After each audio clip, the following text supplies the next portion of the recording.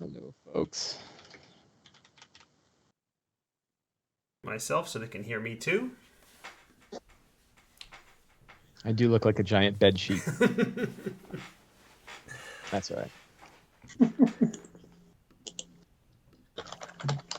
Oh, well, We we've already got have six six. people. I mean, I know we're three of them, but And I still have no idea. Like, if I go into the chat and have it tell me what users are in the chat, Oh, we it's lost just one. me. Even though the two of you have posted things, but it says 6 viewers. Hey, Shane Olsen. Yeah, if you are you doing you're checking in like no, OBS? that's in Twitch. That's in on Twitch. the dashboard. The numbers are just so inconsistent. So I just figured, the handful of people that are there, great, we'll engage with them, and if they speak up. My shirt and my name do clash. I'll have to wear something so that you can read. There, now you can see my Twitter handle. So Shane Olsen Art knows you. Came over here from your Twitter. So somebody saw your Twitter. Oh, hey, somebody saw a tweet. I was just talking about how nobody uses Twitter anymore, or that Twitter downgrades all the links so nobody sees it. All right. So far as I can tell, many people still use Twitter, but they just don't see what you want them to see. It's a headache. Yeah, right. Anything I want them to see, right? Actually, my D&D tips still do really well. But then you're like, hey, I'm writing a book. And I have not been a consistent Twitter user for some time. Like, I've been on Twitter since Twitter was new. But I think since grad school, I just didn't have the bandwidth. So, I might pop on once or twice a day. I'm trying to actually get on a little bit more, but I pop on once or twice a day. See if anybody's saying anything interesting. Occasionally, once or twice a week, an interesting thought will pop into my head. It's like, that's not really for friends and family. That's not going to Facebook. So I'll throw it on Twitter and see how people respond. And that's about my usage. And quick last minute communication with people who I don't have the ability to text, like getting Ish to come on tonight's episode.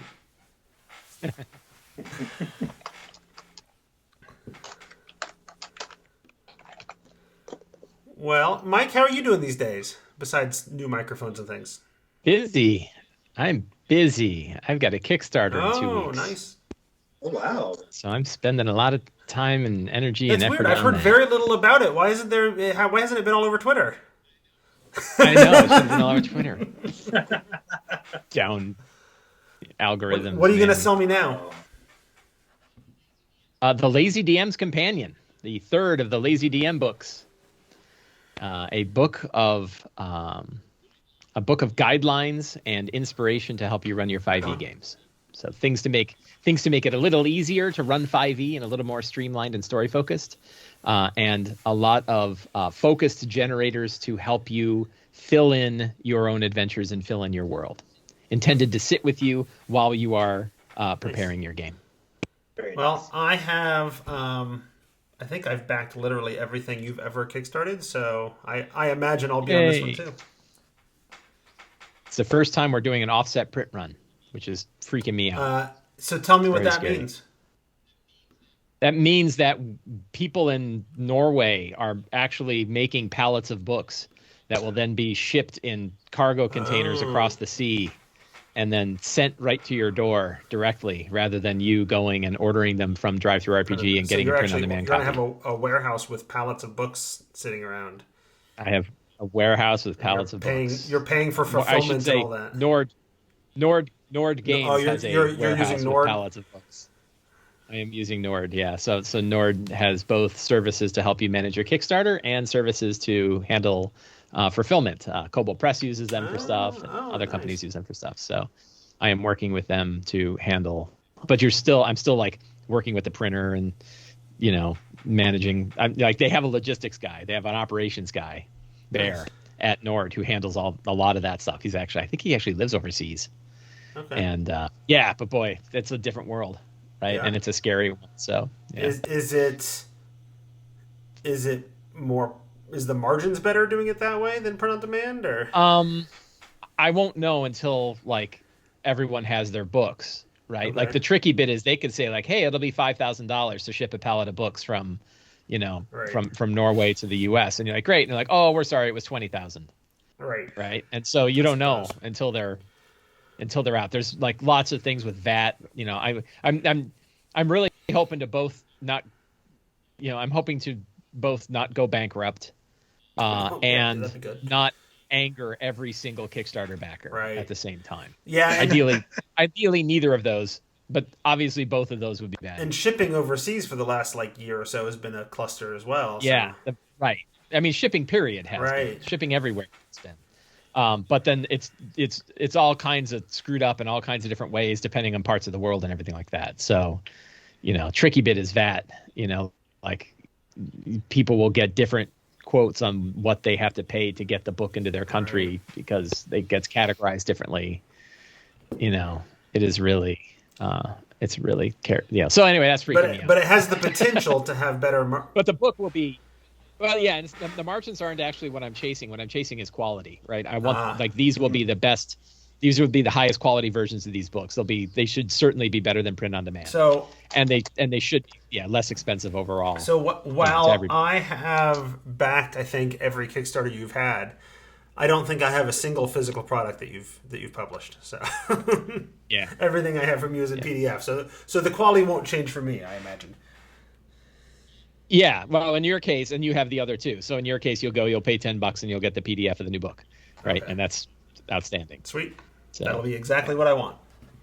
Yeah, and you'll enjoy it. It's gonna. I think great. I even have what you have one of them in audiobook. I do. Yeah, this one won't be because it's almost all charts and tables and stuff. Right. But yeah, Return is in an audiobook. I have it. I haven't listened to it, but I have it. It's good. Yeah, people really enjoy the. People really enjoy it, the audiobook. Good. I have a longer commute now, so I'm definitely going to have to listen to it. I've read it, but sometimes it's good to hear it too. And people. Yeah. Well, and I find that's, I don't know. I've been doing this kind of stuff in the gaming community for so long now that it's rare that I hear anything that is a new idea to me. But there's a ton of ideas that have slipped onto the back burner and probably fallen behind the stove, and I completely forget about them. And so when I hear somebody say it, it's like, oh yeah, I remember that. That was a good idea. And so that's where a lot of the value in reading blogs or podcasts or reading Mike's books really shines for me. Yep. So. Well, shall we get started? Yes. Let's do it. We've gathered some folks. Let the fun begin. Oh, we're supposed to have fun tonight? I don't know. Hey, like compared to last time where I just argued about Icewind Frostmaiden for an hour? Either that or Wang Chung tonight, one of the two. Yeah. Well, I'll Wang Chung tonight. Well, I have hit record, so whatever we say now, Mike will have to listen to or not Mike, Sam will have to listen to and edit out. Unless Mike, unless you want to start doing some editing for Sam. Yeah. I'm all good here. I'm like, I barely listen to it after it's edited. Oh. I don't listen to anything that I'm in. I trust I'm one of those Sam completely horrifyingly egocentric people that can actually listen to themselves. Yeah, no. And not feel bad about it. Honestly, I could probably stand to listen to things sometimes, but I am so far behind in podcasts that at every point in time for the last 20 years, I've never been caught up, that I can't afford the time of listening to myself ramble for an hour. I just got to move on and listen to other stuff. Especially lately, Sam has been catching up on D&D Brief and the World Tree Burns and the deep dive they're doing for Edition Wars on the DMG. So every episode is at its shortest an hour and a half, and some of them are 3 hours long. And he's been putting out 2 or 3 of them on the feed every week, and it's like I can't keep up with my own show anymore. So that's great. No, a lot of content. It's fantastic. We get WotC game designer Dan Dillon DMing a game on our feed. Really? Because that's crazy. That's awesome. He started DMing World Tree Burns before he started working at WotC, and so he's continued doing it. Great. All right. Well, we've been recording for a while, so say hi to Sam and we'll get started. Hi, Sam. Ish. So I will occasionally hold up the timer so that you'll know sort of how much time is left. But we're not like making a thing of it. It's just for your knowledge. And honestly, if we go over the time, and we always do, nobody really cares anyway. Just so you're somewhat cognizant of where we're at and what we're doing. And I'm literally about to start, and Mike just got up. Yeah, I'm done. This is coming off his time. I have reasons. I had to close the door. It's a big, complicated thing. I have to close the door, but can't close it all the way because the cats freak out. So I have to leave enough room for a cat to be able to make its way in, but not my wife hearing the whole game that she's playing in. I see. I assumed you were going to get some pudding or ice cream or something. Yeah, I was going to go get some ice cream. Yeah. All right. No, I'll wait till you're talking about your game before I go get ice cream. That's fair. I honestly have very little to talk about, but that's always the case, right? So that's never stopped us from rambling for half an hour. Okay, I'll get started now. This is Behind the DM Screen. It is September of 2021. We are 3 DMs helping each other out and talking about our games, but I guess not usually in that order. I don't know. I don't really script for this show. I am Jeff Greiner, the normal Tome Show guy for most stuff. With me, as always, is Mike Shea. Hi, Mike. Hello. And not with us as always because Sam had something come up literally like a few hours before we were starting to record. And so we are lucky to have Ismail Alvarez joining us as our very capable substitute DM. Esteemed guest. Yes, esteemed guest.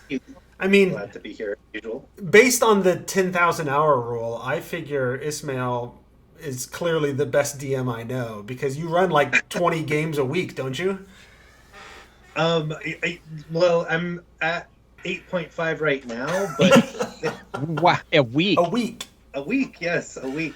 I say the 0.5 because one of them's every other week, but that's going to go up to 9 because they just found out at my new job that I do D&D, so now I'm going to do yet another student game for high schoolers this time, so it'll be crazy. A little different than the middle schoolers. I'm tired just thinking about it. 9 games a week. I thought I did 2, and I was like, man, I'm hardcore. The funny thing is that it charges my batteries. Like, when I do it, afterwards I'm like, oh, right, I feel like I could be up all night. Yeah, I mean, in fairness, I only play once a week, but only... That's twice what I used to before I moved here. So I play twice a week or once a week, and we get done at 10:30. And normally most days I'm exhausted and ready to pass out at the end of the day. And it's on a Friday, so I should be the most exhausted. And yet I finish the game, and I'm like, okay, now I got to go upstairs and lay in bed and read comics for like another hour and not go to sleep till midnight because it's energizing. Yeah, we have a problem that our game is 7 to 10 on Wednesdays, and 2 issues with that. One is people come in a little tired because it's like you had a long day and you worked all day and you're coming in, and then you're supposed to immediately go to sleep, right? Like after you're done, and that usually doesn't happen. We usually have to wind down for a half hour or so. Well, and I suppose that's particularly problematic when you've got work the next day. At least I'm doing it on Friday, so we come in exhausted, but then like if I'm wired at the end of it, I get to bed at midnight and I can just sleep in. Yeah. So, anyway, shall we talk about our games?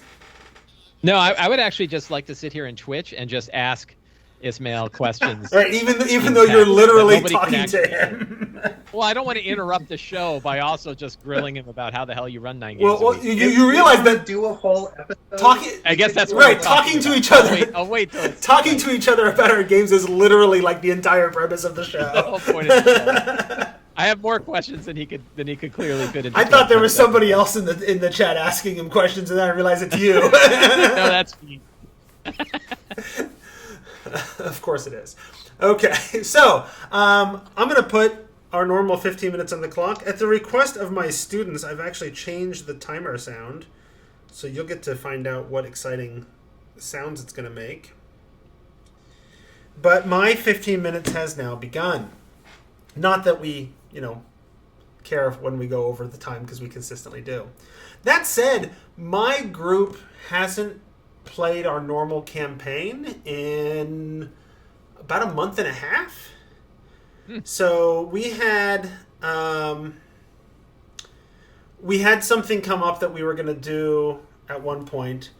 And I sort of looked at the situation and said, well, we've got I estimate that we have about 3 more sessions left in the campaign. But I also estimate that I am wrong about those estimates 100% of the time. It always takes longer than I planned. So I told, and that's what I told them. And then a bunch of 3 of my 5 players are like, well, we're going on vacation for like a week and a half in Mexico in 3 weeks. So it's like, well, we only have 3 sessions. In theory, we could, finish the campaign in those 3 sessions, but we probably won't. And they decided, well, let's do other stuff then, and then just have a big final hurrah and finish off the campaign all at once, because the off and on thing, it takes you out of the game a little bit, right? You lose the thread of who your character is and what have you.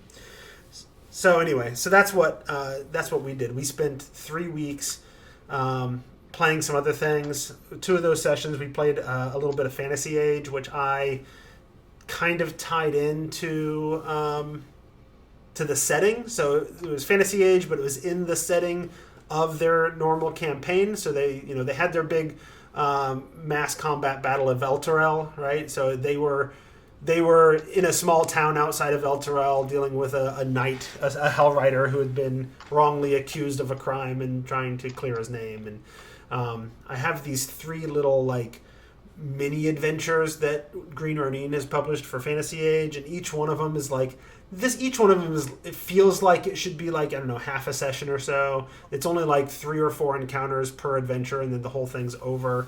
So I'm like, oh well, I'll get all 3. We'll space out the levels just right. We'll get a little bit of a taste of Fantasy Age, and we'll go through all of them. And then character creation took 4 times longer than I expected. And so we barely got through half of the first of those short little adventures, which then left us very little time. And I just skipped straight to the third one at the second session, which involves going to an old mining town that's largely abandoned because monsters keep coming out of the mine and attacking people. These strange aberrant monsters coming out of the town and mine and attacking the miners. And that largely we did a really abbreviated version of as well to even get through it. And it was a really tough encounter because they were a level lower than they were supposed to be for that adventure. It was a decent little taste. It didn't end in a real satisfying way, that 2-session sort of story arc. But they enjoyed the setting. They enjoyed the system. Fantasy Age is a really great system to play in. It's the same as the Dragon Age. I think, Mike, you've played that before, haven't you? As a role playing game, I played Dragon Age, a computer game, right? But no, I've only played it once or twice. I know, Enrique Bertrand, I think ran it for a while. That was his sort of decompression from 4E. Was playing Fantasy Age and playing Dragon Age, and people that play it really like it. I think it's got a lot of really cool. He's the one who introduced me to it ran it for me for the first time at Gen Con one year. And I thought you might have been at that game, so that's why I thought maybe you played it before. But maybe, yeah. But I think I've only played it. So I played it once or twice then, and then I bought into Fantasy Age when it came out, and Titan's Grave and all that, which unfortunately we got Chapter 1 of, and that's it. For legal issues that Green Ronin and Will Wheaton have had with Legendary. And so, but Fantasy Age continues to be a really great system. And I've played it with middle schoolers before. And the middle schoolers were able to, a pack of 5 or 6 middle schoolers, we all made Fantasy Age characters, and it took an hour. So I figured these 4 veteran players, they'll make characters. We'll be done in half an hour, and we'll be playing, and we'll have all night to roll dice and fight monsters or whatever. And then it just took forever for them to make characters. And she looked like you wanted to say something. No, it's just thinking about any system that takes longer than an hour to make characters. I just But see, Fantasy Age really doesn't. I think part of it was they were really sort of hyped up that night and being goofy, and on top of that, I think So I also have the Fantasy Age Companion, which adds a few new races and some new options, whatever. But I don't have the book. I just had the PDF, which meant everybody had to wait on me to tell them what they needed to know and whatever, instead of being able to sort of pass a book around and use it when you need it and whatever. So the whole thing just took significantly longer than it probably needed to. I think the big mistake I made was that when I did it with the middle school kids, I photocopied a bunch of the character creation sections that you needed, and then just passed them out to people as they needed it, and that worked really well. So anyway, it took a long time. It was fun. We had a good time. The system is fantastic. Everything runs on a 3D6. I don't know how familiar you are with the system, but everything runs on a 3D6. It's basically the D20 system, but with a 3D6. And then if any of the 3 dice are doubles, then you have one die that's a different color than the other 2 dice, and that's your stunt die, or in Dragon Age RPG, I think it's the dragon die, and it allows you to do these like crazy cool stunts, which sometimes are just like you do more damage, but sometimes it's like, and then you can do a second lightning attack, or you can, so you can do all these strange things. And there's tables for combat, and there's tables of stunts you can use for spells and exploration and social encounters and all kinds of stuff. So they had a really good time with that, and then those 3 players went away to Mexico for a while. As I understand it, they just got back a few days ago, so we're raring up for gaming again. And then me and one of the other players got together the last 2 weeks and just played board games and card games. He's a big board gamer and just brought things over, and I let my kids stay up late and hang out down with us. So we had 4 players, and we just played card games and board games and had a good time for a couple weeks. So that's sort of what I've been doing for the last, month and a half of my game, or of my gaming group. Which I guess kind of brings me to what I wanted to talk about with folks, is taking a break from a game and then coming back into it. Do you have any thoughts on how to do that well? The players haven't played their characters in a long time. They're decently high level. They're in the middle of Yithrin from Frostmaiden. So it's not like it's not like we had a nice clean break at the ending of one story arc and at the beginning of another. They're in the middle of the city. They've been there for like 2 sessions now. Who's got some thoughts on bringing a group back into the game after they've been away for so long? They've probably forgotten the threads of what the story was. I have thoughts, but I'll let Ismail go first. Yeah, I mean, so like I was being asked in the chat a little earlier, it's like, how do I keep things straight? I have most of my games, I have players who take notes, and I wasn't like some tyrant, like basically demanding that they do that. They started doing that on their own, and I think that was what let me scaffold so that I could have so many games.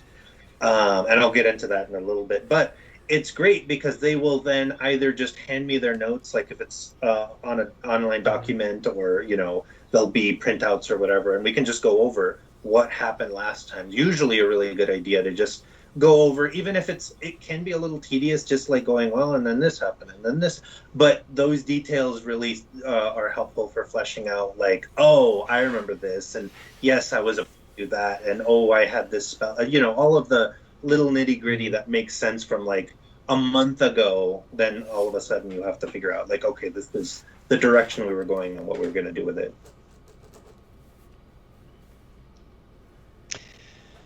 Mike, you had thoughts? Yeah, I've had this happen with some of my irregular games, right? I have like 2 regular campaigns that are generally weekly, and those stay on track most of the time. But like if we have a week off, I'll notice that people are like, man, I don't remember why we're here or what we're doing. And for some bigger games, like we had one where it was like every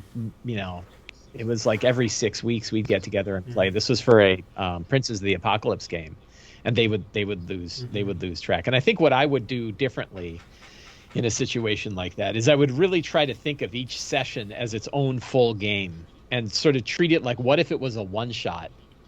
How would you introduce it as a one shot? Still assuming where they were, right? You'd almost treat it like a hot start, right?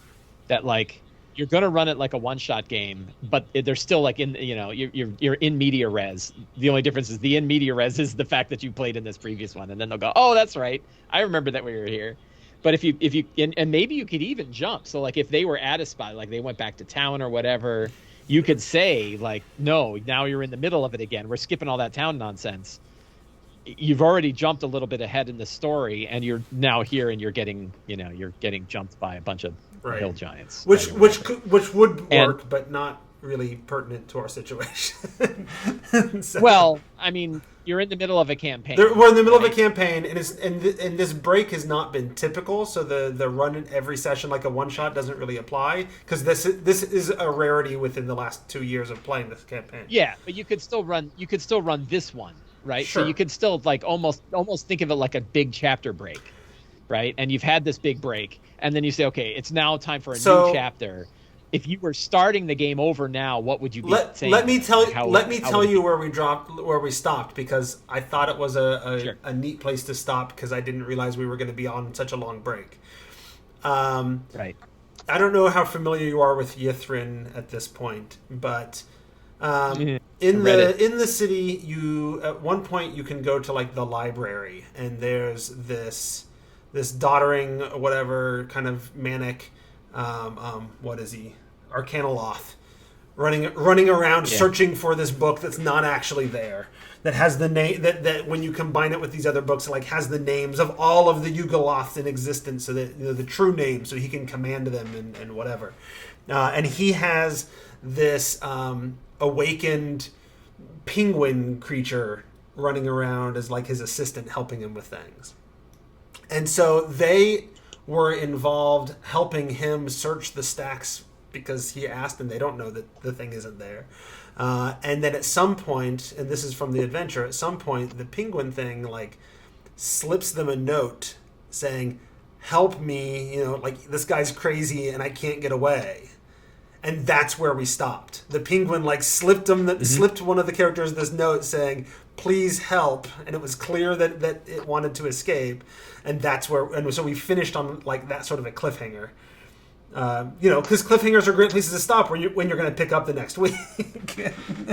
Yeah, well, but I think cliffhangers are also an interesting way to start a session if it was fresh, right? Like if you were bringing in brand new players and you wanted to start them in Yithrin and kind of start them in this situation, what would you do for them, right? And you might still have that where like you could just sort of rewind a little bit, have the doddering Arcanoloth who's running around looking for a book, have the penguin hand them a note that says help me. I'd probably put some kind of sinister angle on it, right? Like, what's the threat to the characters at this point? What's the threat to the penguin? Why can't the penguin just walk away, right?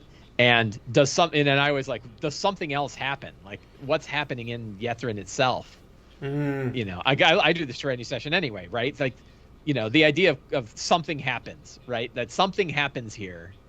And when we talk about mine, I'll talk about how I'm going to start mine. But like, something can happen in Yithrin that sort of shakes the whole thing up. It's like in judo, right? You want to grab the other person and just shake them a little bit, and it just puts them a little bit off their game. And like you just want to shake the characters a little bit, shake the players a little bit, remind them that they're in a D&D game. That's a thing I can do. So they're there hunting for one of the champions of the dark powers, the merged bodies that turned into a two-headed dragon of the soulless Castellanter kids. Became this, went together and with the powers of the dark powers became this giant two-headed dragon thing. That dark power I've changed the obelisks a little bit to be that they are capable of killing a god, right? So the dark powers want to kill certain gods and replace them in the pantheon, and that's why they've got their champions running around.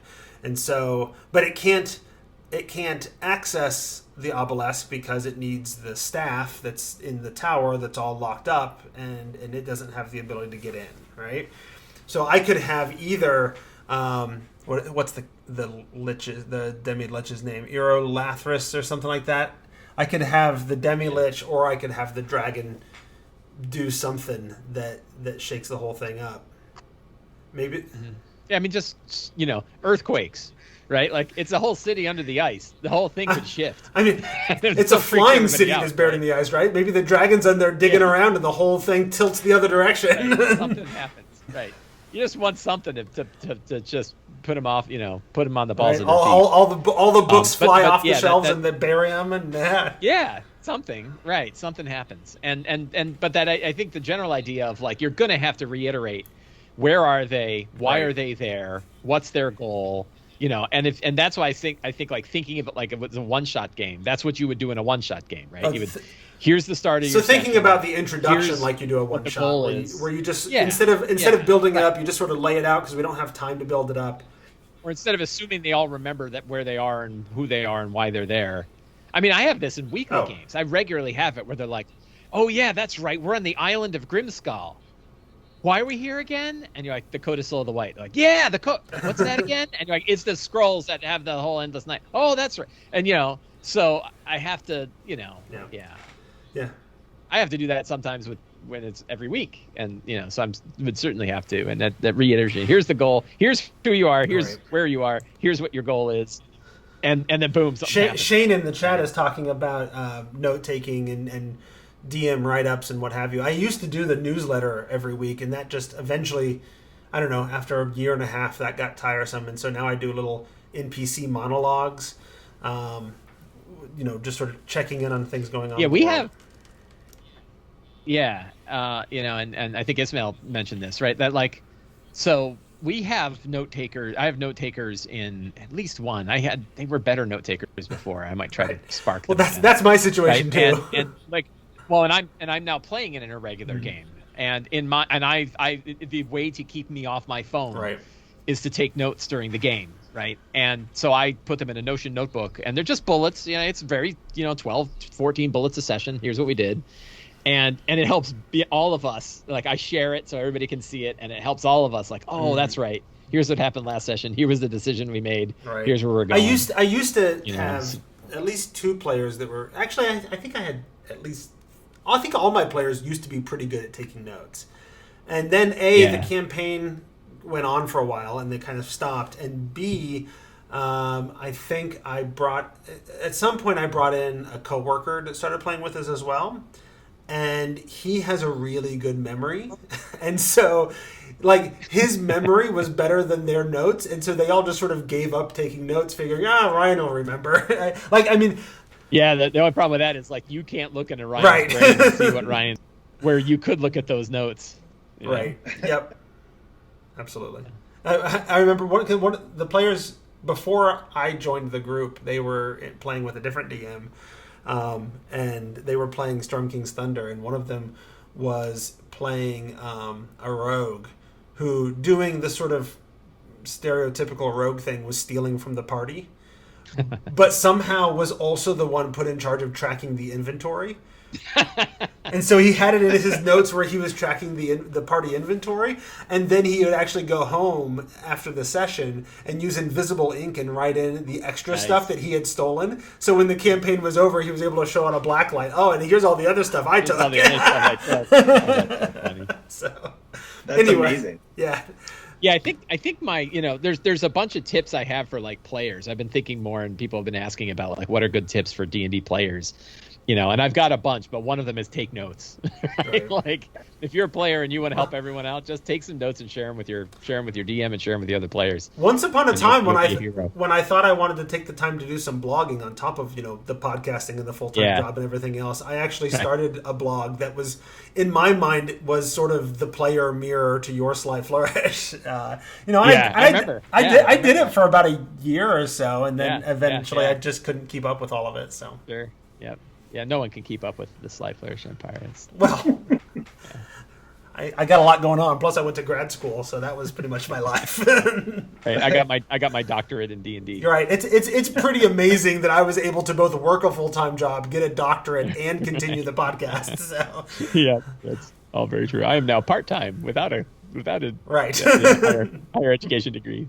Yeah. So anyway, my time is well up. I don't think anybody even heard the new alarm. But I heard it. I still miss Darth Vader. Yeah, I still have it, but my students didn't like the one that I had before because I use it in class all the time. Oh, you got 3 minutes to do this or 2 minutes to do that or whatever, right? But some of them were complaining like that's the alarm I use to wake up in the morning. Yeah, so right. So it drives Gives you me a panic crazy, attack. right? Yeah, exactly. So Right. I switched it to the quacking duck sound. So Ah, yes. I gave him the option for Darth Vader, but they didn't like that one either. So. All right, so my time is long up. I want to let people know if you want to support the show and all the things we do here behind the DM screen and other things, you can go to patreon.com/The Tome Show and become a patron. Support us for as little as a dollar a month, and help me pay the bills and make the show possible. So that's my little plug. It is now Mike's turn. I got 15 minutes on the clock, Mike. All right. How's your game? So I'm going to talk about. I'm playing 2 Rime of the Frostmaiden games. I was going to say, tell me about Rime. Tell me about what? Tell me about your Rime of the Frostmaiden game. Yes. So I'm running 2 different Rime of the Frostmaiden games, and nicely they have split into 2 different areas. So my Sunday group has gone on the whale and gone over to Grimskull, and they're now doing Grimskull stuff. But I talk about that show on my weekly D&D show, so anybody who wants to know about that game can hear about it elsewhere. Instead, I'm going to talk about my day game. And by elsewhere, where should they go to hear those things, Mike? YouTube.com/SlyFlourish, and you can find all my videos. I have 300 videos of weekly DM prep shows. So Dr. Flourish didn't go to 6 years of evil school to be called Mr. Flourish. So my Wednesday game, however, I don't talk about anywhere except here. So my Wednesday group, they got the hint. So I've been dropping hints to both groups, lots of visions and portents and people. The Duergar are building some kind of weapon in the mountains, and they heard that the Duergar were hammering on stuff, and then all of a sudden the hammering has stopped, right? And then they're like, the Duergar were stealing all of the Chardalon from the stamp, but now that they stopped that, so now they're not doing it anymore. And then they're getting visions of huge beasts on chains that are moving, and crazy Duergar warlords going it's finished, right? And they're getting, so they know it's there, and one group's like, yeah, hey, let's go to Grimskull, right? And then they kind of head off. And the other group is like, I think it's time we went and figured out what's going on with the Duergar at Sunblight. And my Wednesday group made the... So did the other group completely skip the Duergar? Yeah, they completely skipped it so far, and they are going to come back to 10 Towns in Flames. You're right, to the dragon having destroyed everything. Yeah, so because one of the things that I'm doing is I'm treating the Chardalon dragon and Zardarok Sunblight stuff as a front. And that front is moving forward, whatever the characters are doing. And when you say a front, you mean in the Dungeon World sense worlds, of you have these 3 big, usually 3 big villains that are all doing things. Right. And the villains in Icewind Dale or in the Rime of the Frostmaiden for me are, what's her name, the Frostmaiden, Oral is obviously one villain. Yeah, the main. What's her name? She's doing something. Zardarok Sunblight is doing something, and then I've been the third one is really kind of Thrune, which is my Elder Evil that I've dropped in the middle of my Rime of the Frostmaiden game, right? And how it's mostly the cult of Thrune and what they're doing. And how do any of those attach to Yithrin, which is the end game of the Thrune? campaign? Thrune is this Elder Evil that the elves brought in thousands of years ago. They realized they brought an Elder Evil into the world and that you generally don't want to do that. You can't kill it and you can't get rid of it, so they sealed it up in a big, massive iron sarcophagus or some kind of black iron sarcophagus and then guarded it for thousands of years. And then the Netherese showed up and said, hey, that's cool, give us that guy. And the Guardians of the Guardians of Thrune had a choice of either joining the Netherese and continuing their vigil, fighting the Netherese and getting killed, or leaving the Order. And they are called the Knights of the Black Sword, which are the Knights of the Black Sword that you can find in Caer Dineval, right? That is a sect of knights that have evolved from the group that had stayed with the Netherese and became corrupt. And then is that sarcophagus in Yithrin? The sarcophagus is in Yithrin. It's at the bottom. It's sealed up in a great big vault at the bottom of Yithrin. And when Yithrin fell, it cracked open. And now Thrune's influence getting out. And that actually caused Icewind Dale to be frozen over before it was temperate. right? And now it's not temperate anymore, and it's because Thrun has this like super cold aura that goes that is expands from him, and he's waking up. Right. So did Thrun have anything to do with the crash? Like I could imagine that shard in Ythryn that dropped the city. I could imagine replacing the shard entirely and making it that sarcophagus. I kind of screwed up and said that Ythryn fell when the Netherese all fell, right? And in the book, I don't think it's that way. It fell before. Yeah, it was sort of a microcosm of what would happen later. Yeah, well, I didn't realize, because I don't read. I'm not Sam. I don't read books, and I thought it was the same thing. So I had already given that secret out that like this is what happened when Ythryn fell, when this was what happened when Netherese fell, and to me that still works. That it's like they thought everything was going to be fine, then it's not. It falls and crashes. If anything, it works even better because you could completely replace that crystal or whatever it is with the sarcophagus.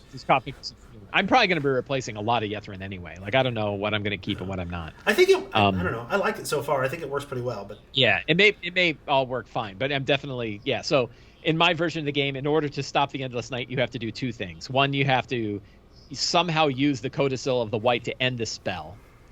But as long as the power source from Thrun is still being channeled to keep the Endless Night, you also have to seal Thrun's sarcophagus.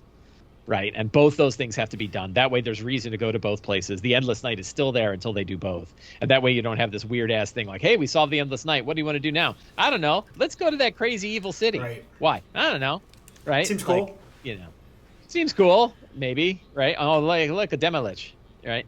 So, anyway, so my this group, on the other hand, said, we want to go to we want to figure out what's going on with Sunblight and what's going on there. And I can't see. You're holding it off camera. There we go. Better. It's no good when you're like over here. So they now I lost my train of thought. The whole point was not to talk about it. I know, and now it didn't work. It confused me. So so Sunblight and things I don't like about Sunblight. So they go to Sunblight Fortress, and like getting in. So you look at Sunblight Fortress, and there's one way in, and it's this switchback path that goes like 100 feet up and is completely defended by the fortress. Like if you look at the picture's like, there's no way we're going to go up that thing, right? Like a single Duergar with a snowball could kick our ass, right? And there's no option. And of course, if you read the book says, well, the guard that's actually guarding that is an ally of Grandolpha, and Grandolpha actually wants to get it. But the characters don't know anything about that. So my character's like, yeah, we're not going up that way. What other options are there? And they had heard from Nerith, because they had, or Dirth, not Dirth, the other one, Nildar Sunblight. I don't know who any of the characters are anyway, so. Yeah, so Nildar, so Zardarok is the main Duergar, and he has two sons, Dirth and Nildar, and they captured Nildar, and they asked Nildar, hey, what's this fortress about? And he said, well, there's a front door, but there's also an Underdark. It also has a passageway that leads to the Underdark. So they said, oh, we're going to go in through the Underdark. And I'm like, great, let me see what the book has on that. And the book's like, yeah, we don't cover that in this book. Right? It even says we don't cover that. This is beyond the scope of the book. And you're like, so the only other entrance into this place, you don't offer any. Well, because they didn't see it as an entrance. They saw it as after you. Because like, oh, you're going to leave that way. We're going to only have one entrance, and it's going to be the dumbest one you can imagine. Right? Like it's going to be this super defended switchback path that, like, again, a Duergar with a snowball could kill you if you were trying to go up it. So anyway, I ended up doing like a fun little miniature Underdark thing. They fought a Mind Flayer. I did like a small point crawl Underdark thing. So they got a little taste of the Underdark and then made their way in from the basement. So now they're coming in a totally different direction than the book expects. But it's actually cooler, I think. It actually worked out nicely. Cool. And my session tomorrow is going to... My strong start for the session tomorrow is they're going to hear a huge rumbling sound of a massive elevator moving in the center of Ythryn. And they're going to be like, what's that? And then if they go into the smith area, the big metalwork area, there's that central shaft. And one thing I'm adding is the central shaft has a huge elevator, because I don't think dragons can kind of fly straight up a shaft like that. I guess it crawls out of the shaft. I don't know. But I'm putting on a big elevator, so they don't even know. They haven't seen it yet. And they're like, oh man, whatever was on there is now going up to the top. We're going to have to go to the top. And my whole plan, and we'll see if this works out, is they're not going to make it in time, right? That they're going to go up there and they're going to face Zardarok, and Zardarok is going to be like, I've unleashed the greatest weapon that's ever flown, and I did it an hour ago, right? Like you're screwed, it's gone. Right. And then the party's like, oh my god, and they'll still have to fight Zardarok, and then they have to figure out how they're going to get back to 10 Towns. And I'm not sure how I'm going to do that exactly. Like I don't know. I kind of don't want to Deus Ex Machina their arrival back at 10 Towns. And I'm thinking of, I have a couple of thoughts, and I know, Ismail, you've now run Frostmaiden multiple times. Twice. Although to be fair, I kind of both times I just went completely off the rails about halfway through, so I did not run the hardcover for the second half of in either of those playthroughs. But I used the 10 Towns area very extensively. Gotcha. Yeah. So my thought with there's a couple things I don't dig about the Chardalon Dragon. One, I don't dig this like timer event where you lose half the towns because you're slow, right? And I don't like that the Chardalon Dragon is supposed to be this huge weapon, and yet it's a perfectly balanced CR whatever encounter that level 7 characters can take on. When you're like, really, I bought the miniature and it's bigger than my cat, so like it should have more hit points than that.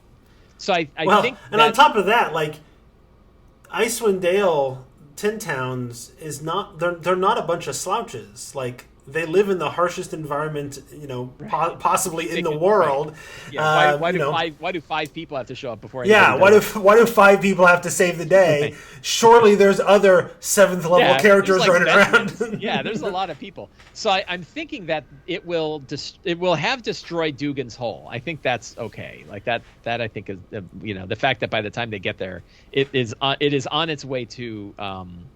What's it called? Not good. East Haven, right? And they kind of like East Haven, but they're not super happy about East Haven.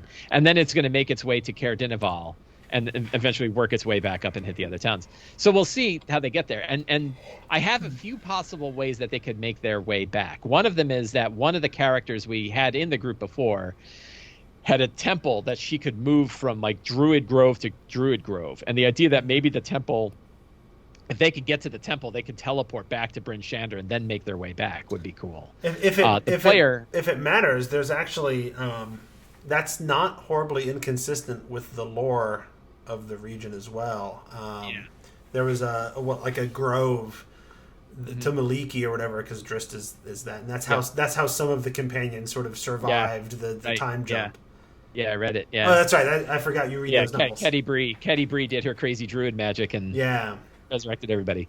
Yeah, so I was playing with that, and I think that might be kind of fun to bring the character in. The player isn't actually in the group anymore, so the character kind of became an NPC, and that would be one option. Another one is I could go with go with what's in the book, where what's her name shows up, introduces herself, and says, "You can use my undead dog sled," and see if the characters dig that. The problem is like, you don't want to put like 3 of these options in front of people and be like, I don't want to ride on an undead dog sled. That sounds terrible, right? And then it's like, well, then all 10 Towns is destroyed.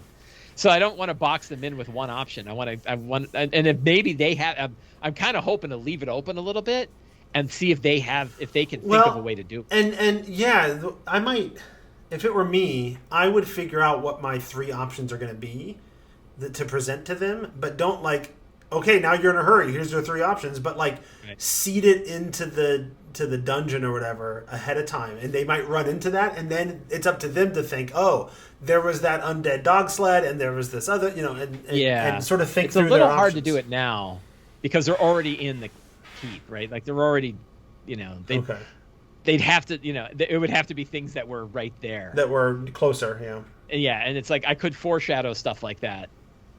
But the only one that I foreshadowed is that temple. And so I don't know. I might end up doing that one. I'm not sure. I think I've got a couple sessions before. I got at least one session before I have to worry about that. And so we'll see. And then the other thing I think I'm going to add that would make more sense is that Dearth, one of Zardarok's sons, knew about the weapon and purposefully sabotaged it. Like he purposefully put something in it that made it weaker because he just wasn't sure. He was like, I don't know if I was going to use this or not, but just in case my father turned this thing on us, I'm ready to damage it or disable it. And Grandolpha knows that he's got this thing, And so if they can kind of work with Dearth and Grandolpha, they'll say, yeah, he released the weapon, but use this and shatter it, and it will damage you'll damage it. And that way, when they face it, there's a reason why it's not the equivalent of a CR-28, right? It's like, oh, it's been wounded, it's already damaged, it can't fly as fast. The outer layer of armor was weakened, and you were able to shatter it, and it fell off in shards. Yeah, so something like that, where they can, maybe it's her little model, right? If they damage her model, it actually damages the real one. They can't destroy it, but they can limit it, and then that might buy them some time. DVS Sicarius in the chat and I are on the same page of thinking, oh, maybe we shouldn't have been such a lazy dungeon master and planned ahead. Nah. Right, like meteors could hit at any time, so why plan 3 sessions ahead? I plan my next session, and I make sure that I got the things going on for that session. And I heard the duck, by the way. I know. I planned on that session and one session after. So yeah, that's where my game is. I have another kind of problem. So I've had a pretty regular group, and I've got 3 people that have been very regular. So this is a third group? This is my Wednesday group. So my Wednesday group has been consistent for like 15 years. Okay. Not always the same people, but 3 of the people in that group have now been playing there for more, like almost probably about 15 years, 12, 13, 14 years. But I've had a lot of turn in the other 3 people.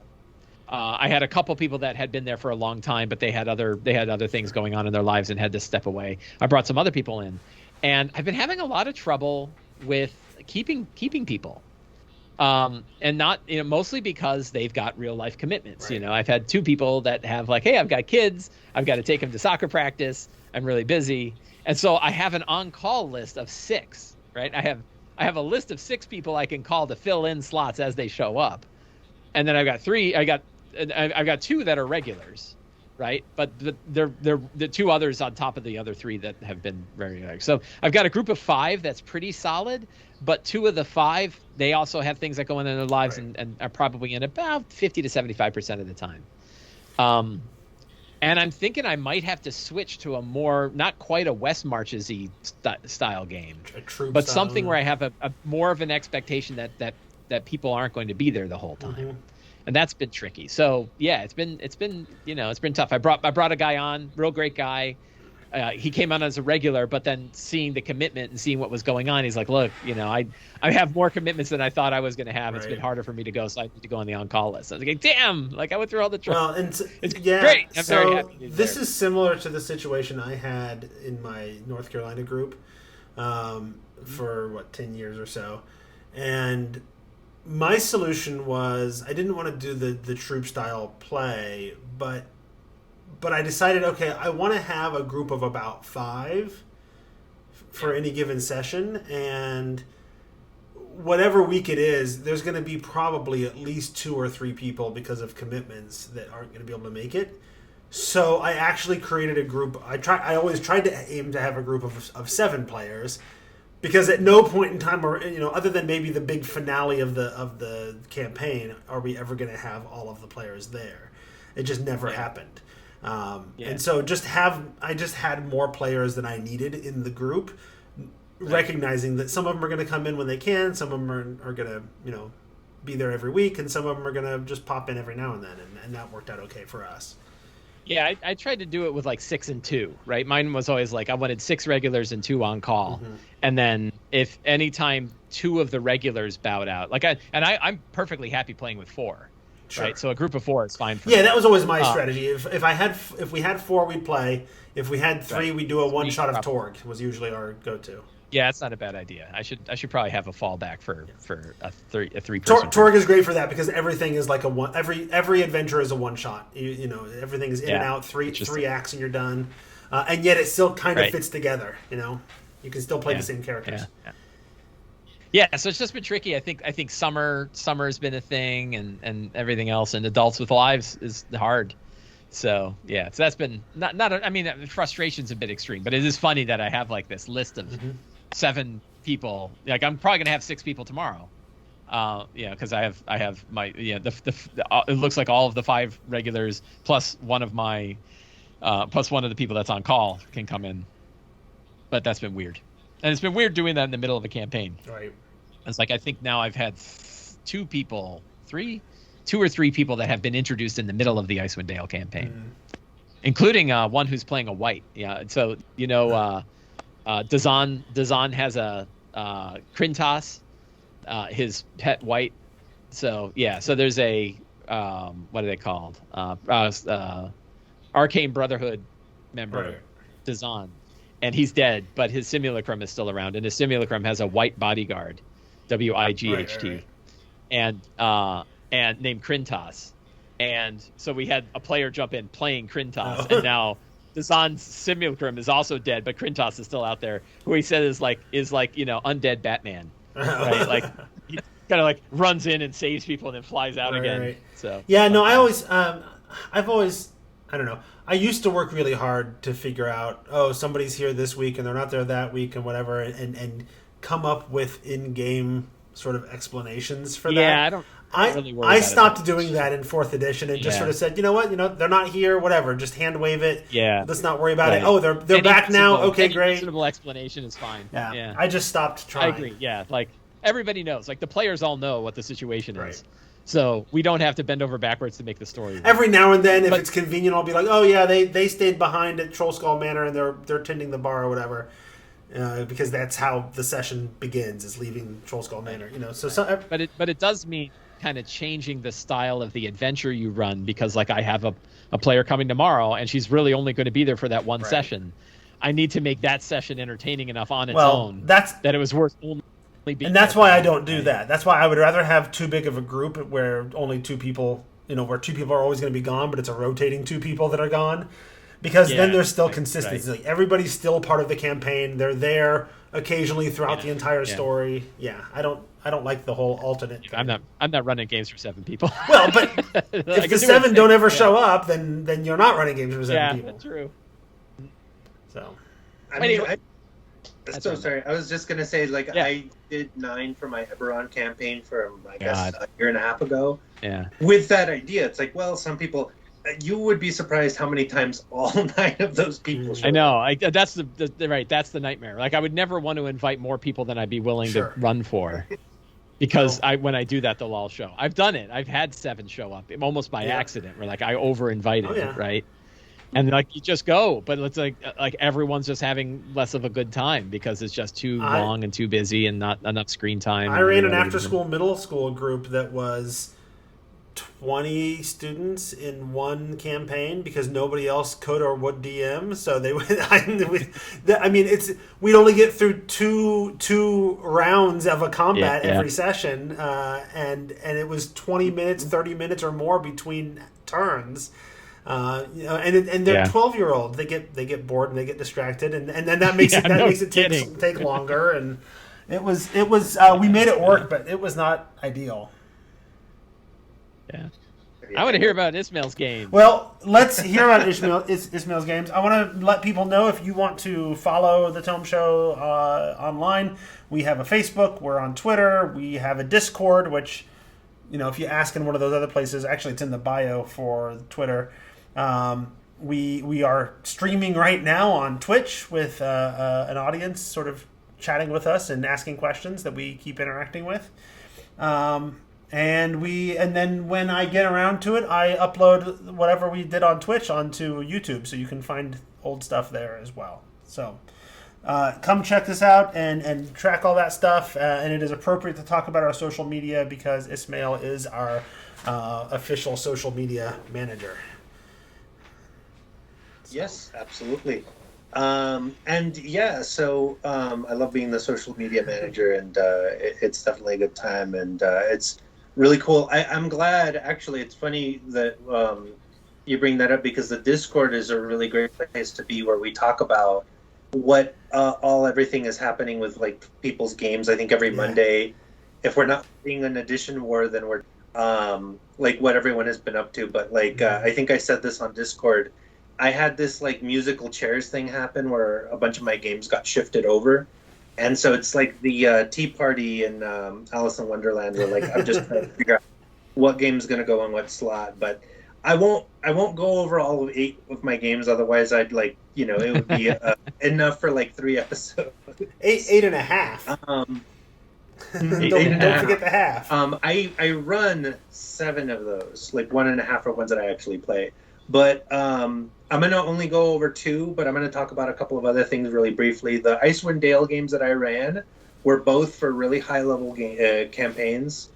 So like everybody was like level 10 or 11. And so leveling everything up for them instead of just starting at level 1 was really interesting, but really fun. So if anybody's like, oh, how do I challenge people because everything's like so low, I've got tips for you, but we won't talk about that right now.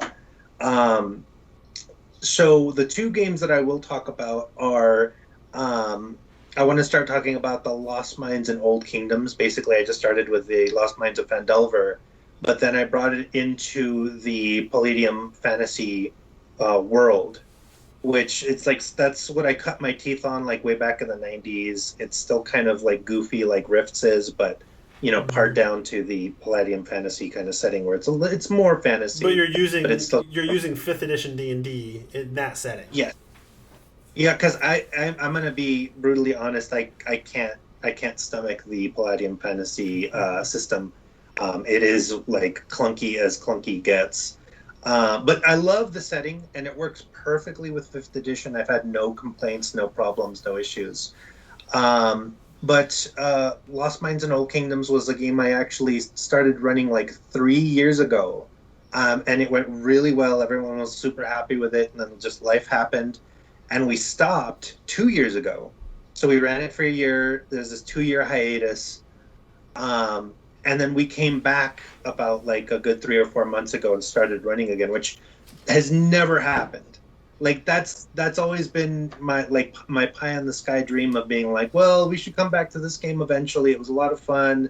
Feel like we should get some closure, and this is the first time ever that I've ever gotten to do that. So I'm so happy. We're like 2 sessions away from being able to like basically finish it out and get closure and do the whole shebang. But it was almost like a session 0 all over again, bringing everybody back and talking about everything that had happened and going over old notes.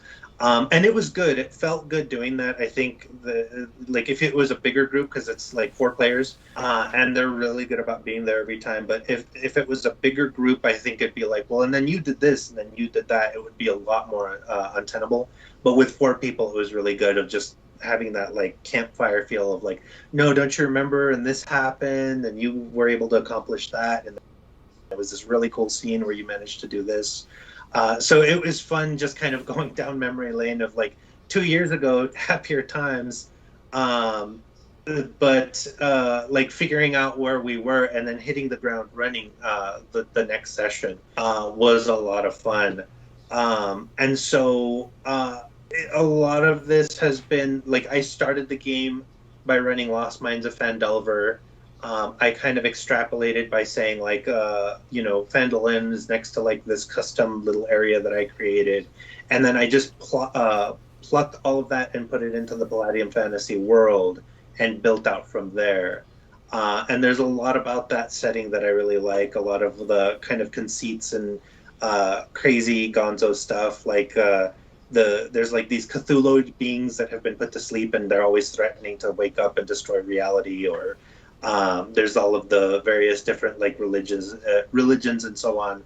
But the group right now has basically been chasing this lich all across the continent and is trying to keep him from like reawakening one of these like Cthulhu beings to destroy reality, because he was basically like a doppelganger and persecuted his entire life until he became a lich.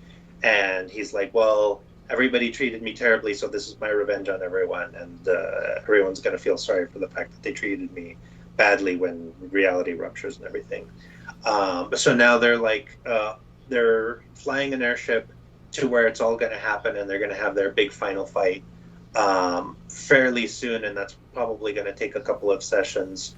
I'm kind of lucky that it's all happening online, because it's easy to keep all of that flowing. I think I was going to say earlier about the what do you do from session to session to keep things fresh. And, I would used to have to take pictures, thank you, of the maps to be like, okay, this is where everything was arranged last time, because nobody could afford to keep a whole battle map on their kitchen table, so that we could just come back to it the next week. So obviously having Roll20 is really good to just, everything's just static there. Are all your games, not all your games are on Roll20, are they? No, although for a good portion of the pandemic they were. I was in the middle of my Eberron game, and the pandemic hit, and we started very gradually moving on to Roll20, and those were growing pains, and that's maybe a conversation for another time. We actually had a couple of episodes where we were talking about how this is how you do Roll20, because I think so many people went through that trial by fire of learning Roll20. It wasn't even like podcast episodes, but we streamed it because I desperately needed to figure it out, and it's hard to get started. Now, once you jumped on and just showed me a few things and got the ball rolling, then it was really easy to sort of pick up and go with. Oh, yeah. But it took a while. I don't know that I ever would have gotten there on my own at the beginning. I had been on Roll20 for a year and a half prior to that, and so it was a lot of just muddling through that. Had I not done that, I would have been just as lost as you probably. And with at that point, it was 4 games that I was running. The pandemic obviously kind of ballooned that out. There was something I was going to say about that whole thing about them going to that final battle. Sorry, I distracted you. So the Eberron game that I was running previously, that's kind of the thing I was saying is I had this one giant battle that took place. It was this circus, and they were fighting a shadow dragon, and it was crazy stuff. But it took 3 games to play out this whole battle, and it was actually really epic. It wasn't one of those that drew out, and it was just taking pictures and remembering where everything is. But I say that because this huge epic battle is going to probably take 2 sessions, and it'll be all online. And that's it's going to be so much easier to just keep track of everything that way. But that one's going to end probably in the next 2 sessions, I hope. Someone's going to run a game of Lancers in between, and we're probably going to start playing Heavy Gear after that, unless we fall in love with Lancers and decide to do that. So what is Lancers and Heavy Gear? So Lancers, I don't know a lot about, because one of my players is hey, I just got this as a gift. Can we try it? And I'm like, cool. Lancers seems to be this kind of everybody pilots giant robots, and it's very kind of stylized, and it's very genre driven. So it's kind of you're the cool guy who drives or rides the giant robot that's super fast, or you're the big tough guy who has the giant robot that can't be moved. So it's Gundam the RPG. Okay. Yes, absolutely. But Heavy Gear, on the other hand, I have done so much Dungeons and Dragons over the last 3 or 4 years that I want to do just a little bit of something else, and I love Heavy Gear. I've been a huge fan of DreamPod 9 for for probably about a decade. And I want to get back into that setting and run just a good old-fashioned, they don't support the line anymore, but a good old-fashioned 2nd edition Heavy Gear game. So I'm really looking forward to that. I'm poring over old books and just having a nostalgia fest. There was something I was going to say about that. My mind's been racing a mile a minute. But that's where. Oh, I was going to say that I saw on Roll20, because it keeps track of how many hours you've played, and I'm at 2,500. Wow! Just on Roll20. So there's verifiable I've been at that for that long on Roll20. But that's that game. I am really proud of that game, because it came back from a 2-year hiatus, as I mentioned, and that's you never hear that. I think that's the unicorn that a lot of groups chase of oh man, that game was good, and we almost. Well, usually, if a game takes that long of a hiatus, it's probably gone, right? It's faded, and you'll never get back to it. Mm-hmm. People move away, or they move on. They role playing and all that business. But I was lucky enough to keep in contact with all of these people, and 2 of them are friends from high school that like they were the ones I started role playing with, so that was really fun. My second game, and I know I probably have somewhere in the vicinity of 5 minutes left. So I've been on this huge kick. I was off by 10 seconds. I've been on this huge kick of playing games in the Palladium Fantasy setting, using 5th edition rules. So I'm not going to talk about my other game yet. Maybe I'll do that sometime in the future. But it's a huge, weird mashup. I'm just going to give you the premise of that game. I'm not going to talk about of the Palladium Fantasy setting with the Rise of the Rune Lords, adventure path using 5th edition rules, and I've been loving it. I'll talk about that another time. But then my third Palladium Fantasy game in 5th edition is one that I call the Cursed Fen of the Old Kingdoms. These are 2 games that I've had running in the Old Kingdoms of the Palladium Fantasy world. But I'm really proud of this game because the premise to it is that everybody starts out cursed by the big bad guy, and that's how they got, like, they don't meet in a tavern. They start out in this like ancient elven village that's like desiccated because it too is cursed, and so it's like an Ewok village, but like everything's dead, and so they are trying to figure out like who cursed them, why have they been cursed, how do they get uncursed, and it's been this kind of journey of figuring things out. One vital thing that they learned in the last 10 sessions is that whenever they uncurse something by the big bad, the big bad gets to show up as their past persona and fight them. And it's this kind of like magical manifestation. It's almost like an illusion, but it has like some punch to it.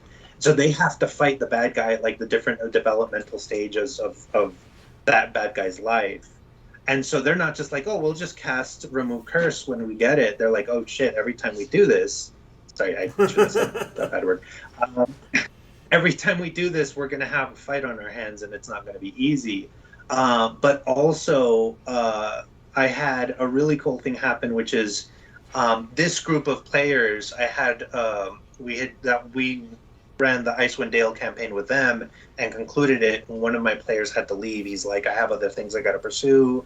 I really love this, this game and this group, and I want to come back eventually, but life is too busy right now, and I have to go and do that. So I was like, that's great. You've always got a spot at my table. But about 2 or 3 months ago, he's like, hey, I want to come back, but I only have like 3 or 4 weeks to play with. Would you let me come in as like a character that you can like play with for 4 sessions and maybe do something really interesting? And what we did with that is I made him be a barbarian, but his ability to like rage and do barbarian stuff comes from possession. And so there's like a demon inside him that lets him rage and do all this crazy stuff. So he's like, hey, I have amnesia. I need your help. Something killed my entire village and I need to like find revenge. The only memory I have is that there's this shrine that will remove curses, and it will repel evil. So you don't have to worry about like whatever consequences. And somehow he knows about that, and that didn't make them suspicious, which I was great. I was happy about. But he's like, let's go there, and we can help each other, and we can remove all these curses and everything. And they're like, yeah, great. So they go with him to remove the curse, and they like fight these bad guys to get into the church. And this all takes the course of like 4 sessions, and so this was his last session being there.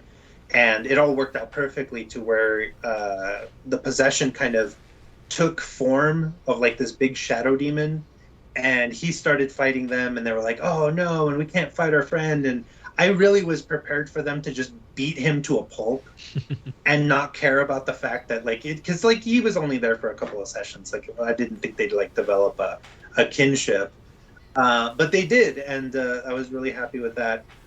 And they figured out like the shadow demon was like invulnerable. They couldn't hurt it with anything. I was trying to like make them hurt him, and they didn't. So that was kind of cool. And so I let them do all of these weird little like mini games in the middle of this combat, avoiding him, to basically remove the demon and like slay it and banish it. Nice. But in doing so, this was all pre-planned. In doing so, he died because the only reason he was alive was the shadow demon brought him back to life. and they learned that he had previously been cursed by the big bad guy. We'll call the bad guy the Pontifex. But the Pontifex had cursed him, and he died while under the curse. And what they learned is that when you die and are cursed by the Pontifex then gets to raise you like a zombie and use you anyway. Well, like you're a puppet at that point, and that's what he was. He was a puppet used by the Pontifex to like lure them into this trap, which they managed to survive. But the Pontifex is like, I'm tired of these guys. They're ruining my plans. I really need to nix them. So he sent this guy to infiltrate them and use as a puppet to do all this stuff. And so at the very end of the session, they were like, oh, damn, if we die at all, we're gone. There's no resurrection. There's no raised dead. Like they know now that they will be gone and under the control of the Pontifex. So that has raised the stakes considerably. That was yesterday, and we had a lot of fun, and everybody was like super happy with the way that it turned out, and it was like suitably dramatic, and everybody was just like super happy to see the old player come back and get to do stuff, and it was kind of a slam dunk all around. So before while we were introducing the episode tonight, Mike was grilling you in the chat instead of on mic. About running 8.5 games and how you do it. So, Mike, do you have any additional questions for Ish? Yeah, well, yeah. So for the sake of the show, I guess a few questions that I've got. Like one for me, like where do you get all the material to run that many games? Like where do you harvest?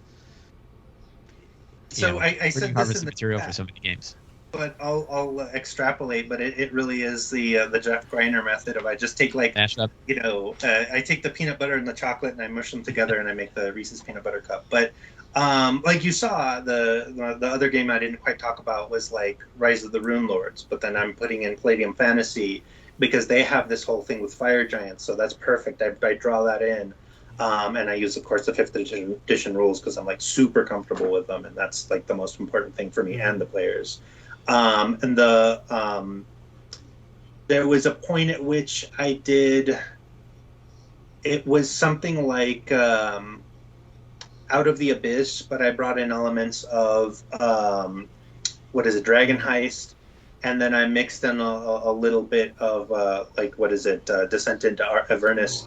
And so every so often I'll just get this wild hair of being like, I really, really want to run a game that uses these 3 like weird disparate elements, and I start putting together material, and like from there it's kind of like this big bang. It's like this collision of like weird energies just kind of writes itself, and it's the connecting the dots between the things that should not be connected to, like it kind of like writes the story in my head.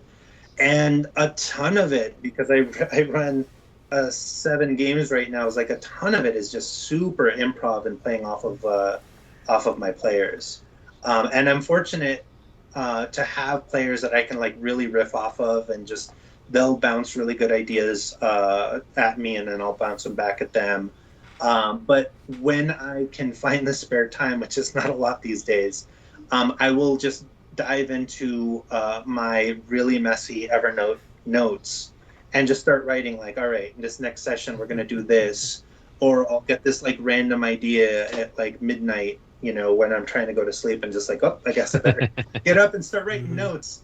And just put in like, this is a really good idea for like how to handle this villain or this NPC or this storyline, and just start writing. And then like, usually I'll sit down at the game and like, skim my notes for about 5 minutes and go, all right, this is how we're doing it. And then just boom. But it's, I find I do a lot more of the like outlining prep, bullet pointing sort of, these are the major events I imagine to happen at this session sort of prep.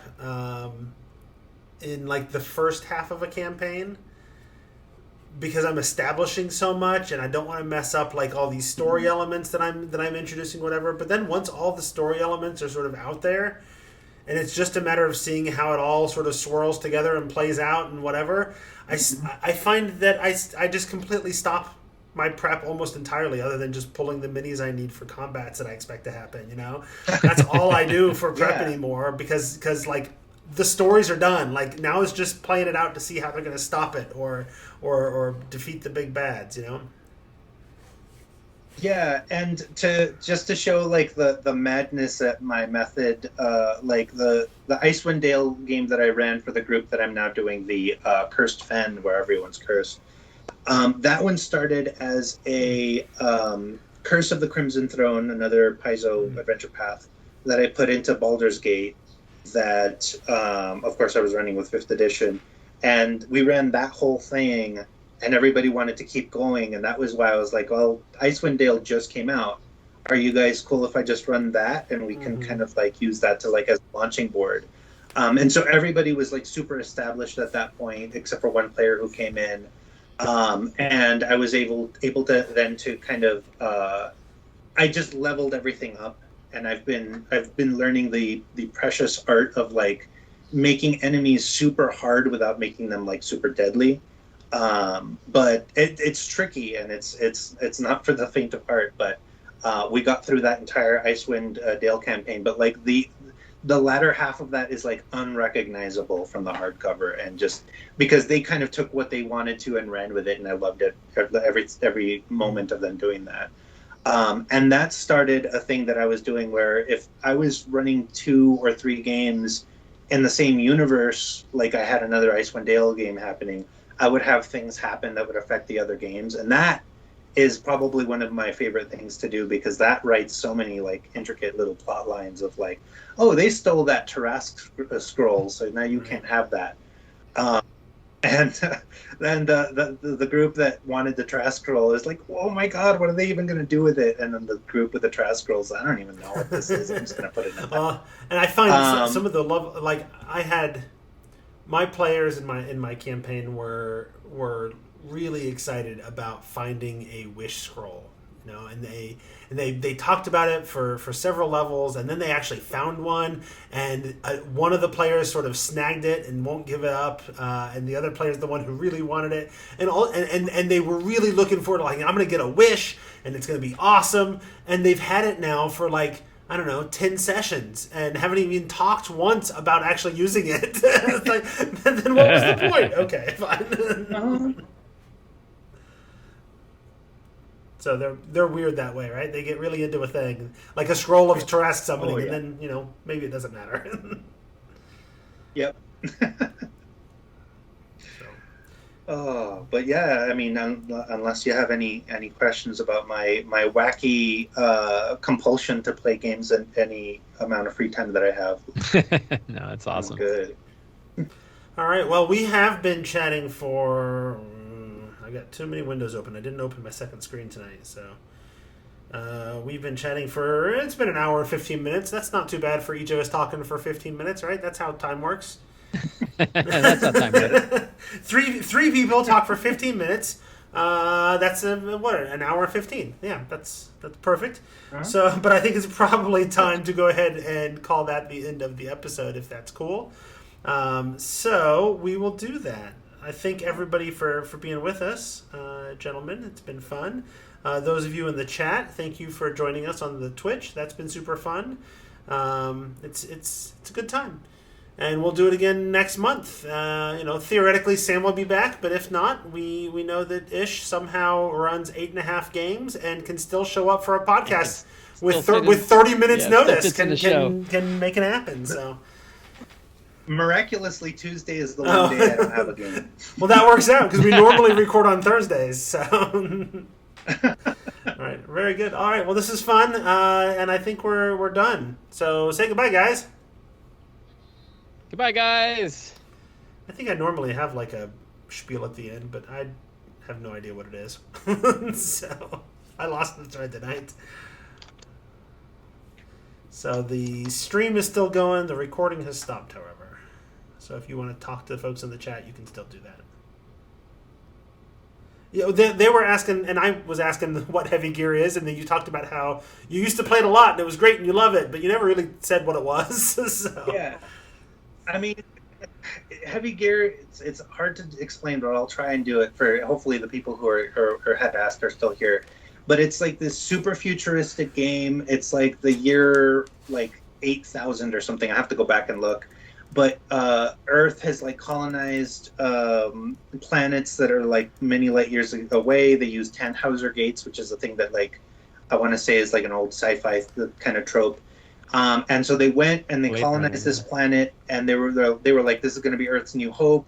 This is going to be great. And then all of a sudden, contact with Earth like stopped.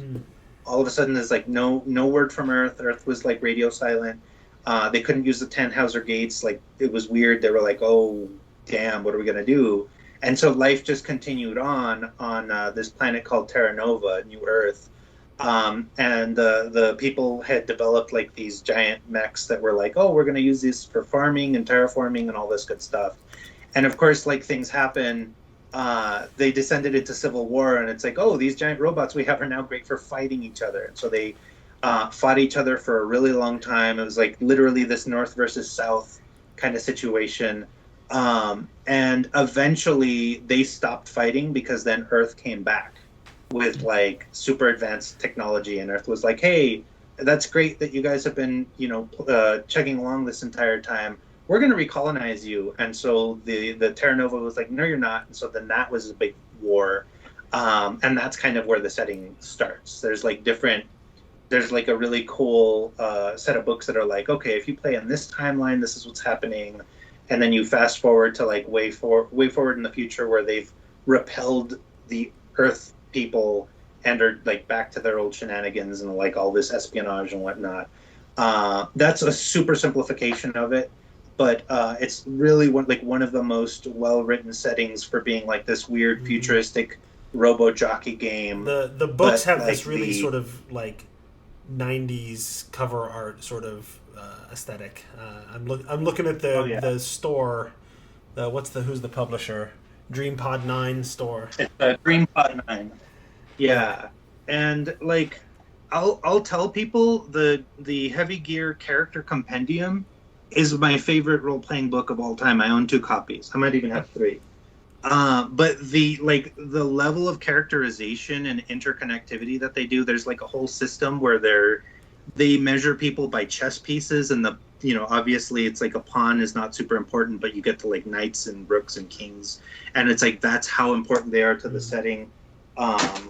And it kind of helps you too as a game master of being like, oh, I better not let my players interact with like this king level person, because that like they could kill them, and then that would like throw everything into disarray. Or but then know what you're doing. But that's my Heavy Gear spiel. Right on. Very cool. Mike, I think Shane asked a question. Oh. When you come up with 10 secrets, you say you come up with 10 more for the next session. I'm thinking those secrets would turn into story threads.